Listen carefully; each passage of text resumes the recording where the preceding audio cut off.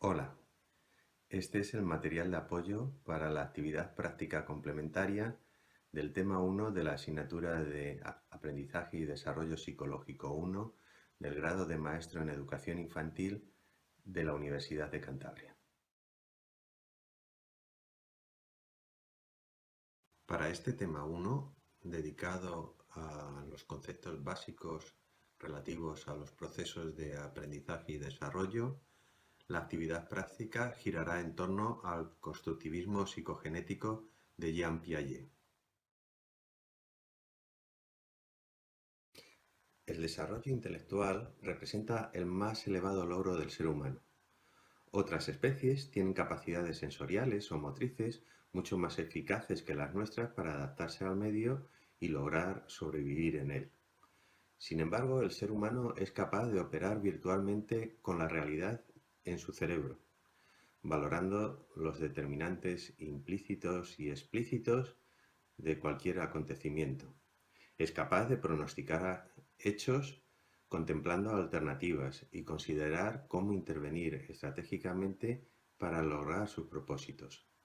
Todo ello de una forma que es inalcanzable para cualquier otra especie. Respecto al desarrollo intelectual, Piaget consideró 4 estadios: el estadio sensoriomotor, el preoperacional, el de las operaciones concretas y el de las operaciones abstractas. El estadio sensoriomotor se extiende desde el nacimiento hasta los 24 meses y en él se desarrollan 3 habilidades fundamentales: la capacidad para la resolución de problemas, la capacidad de imitación y la permanencia del objeto. Piaget consideraba 6 subestadios dentro de este estadio sensoriomotor, el que va desde el nacimiento hasta el mes, del mes hasta los 4 meses, de los 4 a los 8, de los 8 a los 12, de los 12 a los 18 y de los 18 a los 24. En relación con la habilidad de resolución de problemas, ya en el primer mes el bebé es capaz de acomodar sus reflejos innatos a la situación que enfrenta. Si tomamos, por ejemplo, el reflejo de succión, el bebé será capaz de llevar a cabo un patrón de succión diferenciado si está siendo amamantado que si se le ofrece un biberón que si se encuentra frente a chupetes de diferentes características físicas. En el segundo estadio, de 1 a 4 meses, el bebé desarrolla un proceso que se denomina reacciones circulares, las cuales consisten en que cualquier acción propia que provoca un efecto interesante es repetida. Es precisamente el efecto interesante para el bebé lo que estimula su repetición una y otra vez, lo cual representa que se ha producido una asociación entre la acción propia y sus consecuencias. En este subestadio, estas reacciones circulares se centran en el propio cuerpo y se denominan reacciones circulares primarias. En el tercer estadio, de 4 a 8 meses, las acciones que pueden provocar reacciones circulares comienzan a involucrar objetos, recibiendo el nombre de reacciones circulares secundarias. En el cuarto subestadio, de 8 a 12 meses, se produce la coordinación de reacciones circulares secundarias. Es decir, el niño puede encadenar 2 acciones sobre los objetos. Así, por ejemplo, puede abrir una tapa para coger algo o apartar un obstáculo para alcanzar el objeto deseado, etc. En el quinto subestadio, entre los 12 y los 18 meses, surgen las reacciones circulares terciarias, caracterizadas por el ensayo y error intencional. El niño en este subestadio no descubre por azar una acción con un efecto interesante, sino que busca cómo lograr un objetivo. Por ejemplo, a abrir una caja de cerillas ensayando varias estrategias para lograrlo. En el sexto subestadio, de 18 a 24 meses, Nos acercamos al estadio preoperacional que se caracteriza por la capacidad de representación mental. Así, ya en este sexto subestadio, el niño es capaz de buscar una solución intelectual al problema que enfrenta antes de actuar. Cuando llega con el correpasillos al final de la habitación y desea seguir, no golpea la pared con el correpasillos.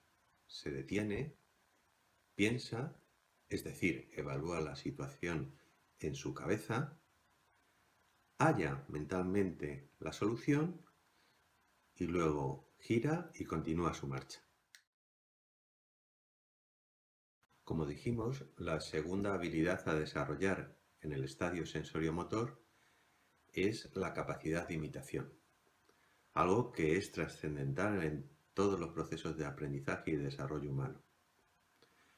En el primer subestadio, durante el primer mes de vida, se producen reflejos de imitación, pero no es una auténtica imitación.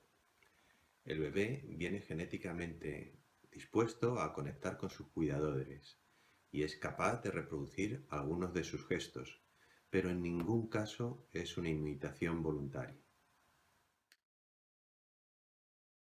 En el segundo subestadio, de 1 a 4 meses, si el adulto imita una expresión facial del bebé, el bebé, exagerará esa expresión que surgió de él mismo.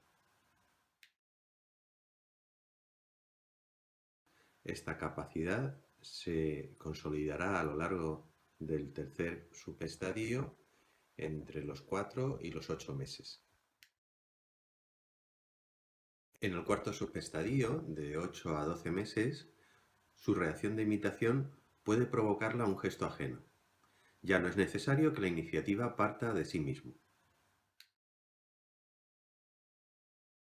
En el quinto subestadio, de los 12 a los 18 meses, el niño es capaz de imitar modelos que no están presentes en ese momento, lo cual supone que la acción imitada en diferido ha quedado previamente registrada a nivel mental. En el sexto subestadio, de 18 a 24 meses, esta imitación con demora puede llevarse a cabo con acciones complejas, lo cual demuestra su capacidad de registro mental. Así, el niño es capaz de observar a los adultos e imitar acciones que no le están permitidas cuando escapan a su supervisión.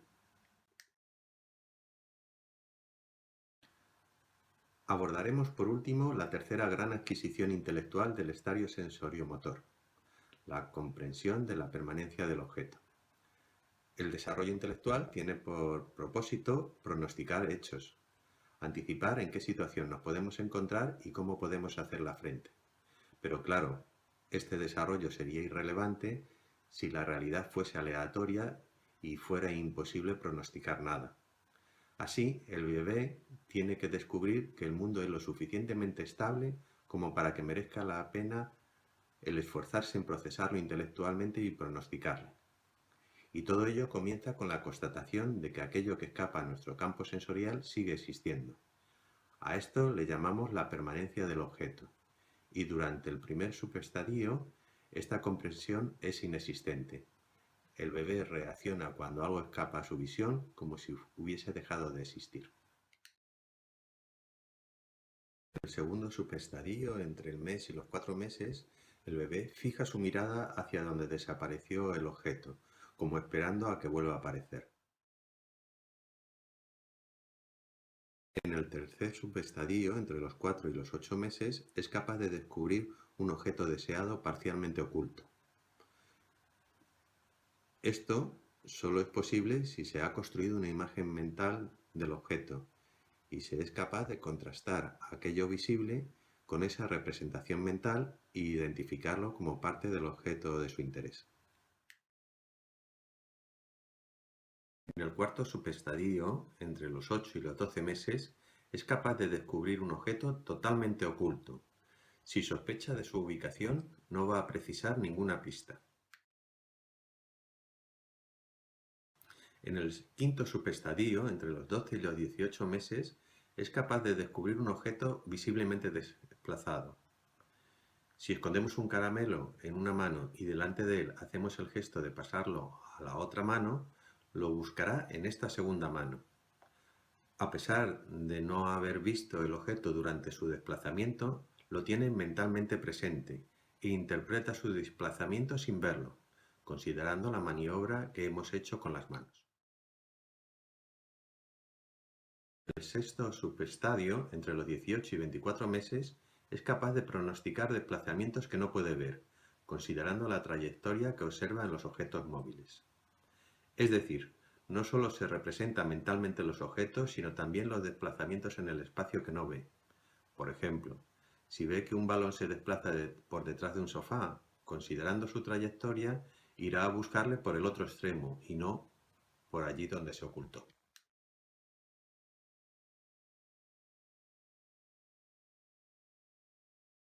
Pasaremos ahora a hablar del segundo estadio, al que Piaget denomina preoperacional, y que se caracteriza por la adquisición de la función simbólica, que no es otra cosa que la consolidación de diversas formas de representación mental que hacen posibles acciones como el lenguaje, el juego simbólico o la representación gráfica. Piaget considerará dos subestadios: el preconceptual, que se extiende de los 2 a los 4 años, y el del pensamiento inductivo, que va de los 4 a los 7. La principal característica del subestadio preconceptual es un razonamiento que refleja el deseo del niño de explicarse los hechos que vive y las dificultades que tiene aún para llevarlo a cabo de una forma apropiada.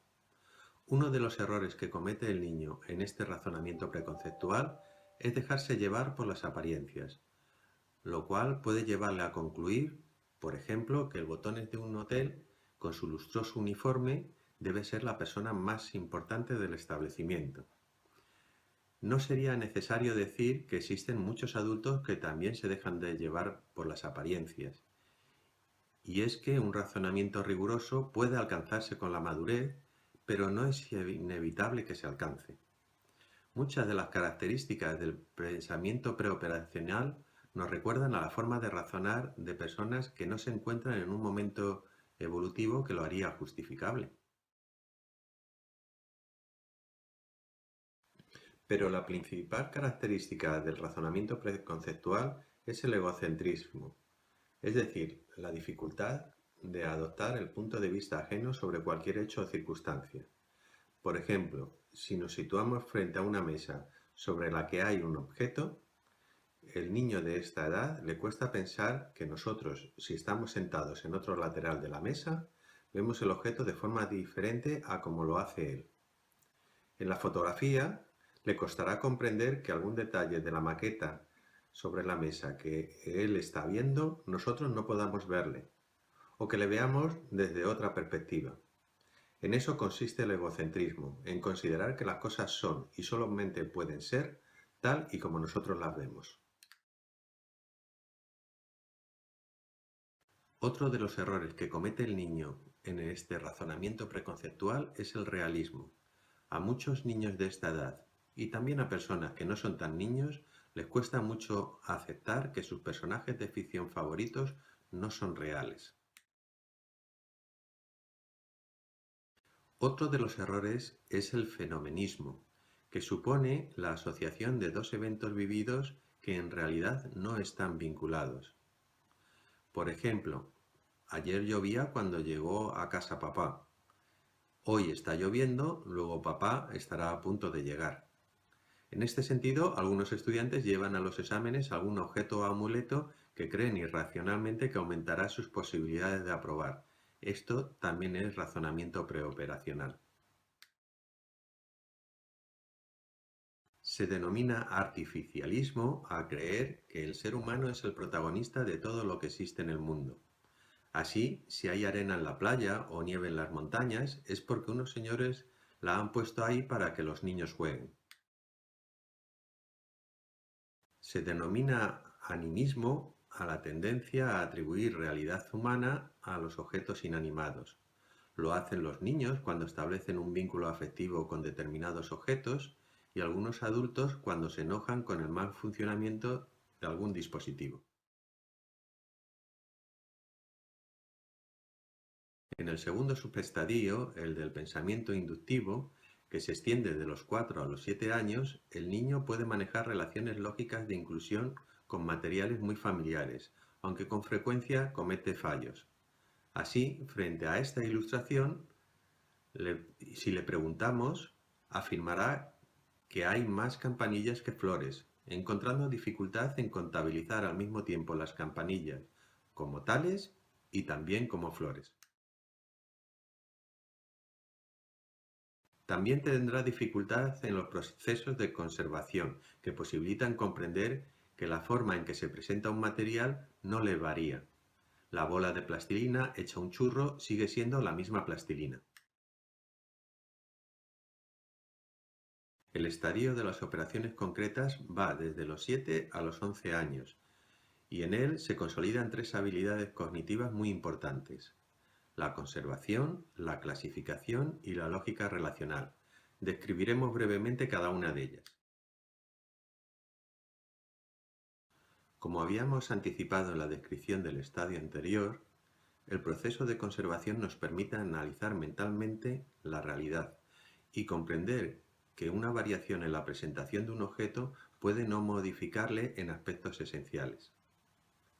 Si tenemos dos filas de manzanas de 5 elementos cada una y separamos el espacio entre los elementos de una de ellas, aunque la distancia entre los extremos de la fila se incremente, no hay más manzanas en esa fila alterada, porque el número de elementos se conserva.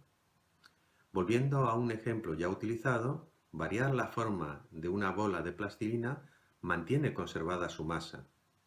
Y si de dos cuerdas iguales una se dispone estirada y la otra arrugada, su longitud también sigue conservada. Del mismo modo, el niño llegará a comprender que si tenemos dos vasos iguales con igual cantidad de líquido y trasvasamos el líquido de uno de ellos a otro vaso más delgado, aunque ahora, en este caso, el nivel del líquido alcance más arriba en el nuevo vaso, el volumen del líquido es el mismo, se conserva. Por último, también se adquiere la comprensión de la conservación del área, gracias a la cual comprendemos que en una parcela dedicada a huerta dispondremos del mismo terreno para cultivar, independientemente de dónde construyamos una casa, ya sea en una esquina o en el mismo centro de la parcela. En general, los argumentos que utilizará el niño para justificar la conservación serán de tres tipos. Lo podemos ejemplificar con el ejemplo de los vasos de líquido. El primero sería la compensación. Ahora llega más arriba, pero el vaso es más estrecho. El segundo, la identidad. Sigue siendo el mismo agua, no hemos quitado ni añadido nada. Y el tercero, la reversibilidad. Si devolvemos el agua al vaso originario, llegará al mismo nivel. En el estadio de las operaciones concretas, el niño ya no encuentra dificultades en las relaciones de inclusión y podría resolver cuestiones que exijan su consideración sin dificultad. En esta etapa también será capaz de clasificar objetos incluso considerando varios criterios simultáneamente. En el primer ejemplo, la clasificación está hecha por forma y color, y en el segundo por forma, color y tamaño. Por último, haremos referencia a la lógica relacional, centrándonos en la comprensión del número.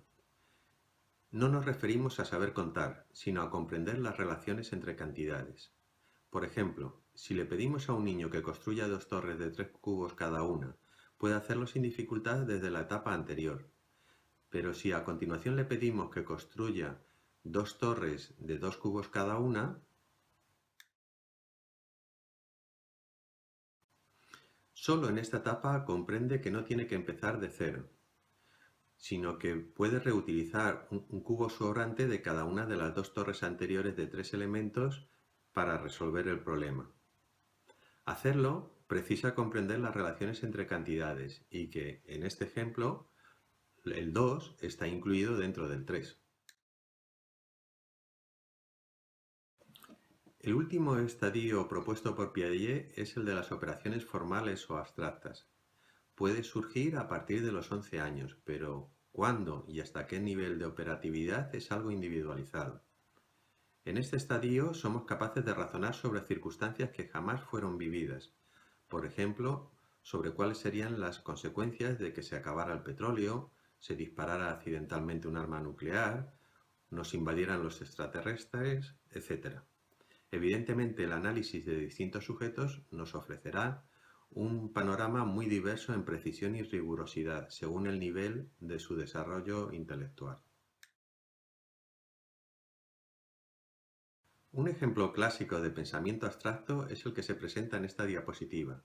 Si quieres resolverlo, para el vídeo en este momento y léelo. Te darás cuenta de que para hallar la solución tienes que invertir mentalmente un argumento. Se trata de una manipulación propia del razonamiento abstracto. La solución la encontrarás a continuación.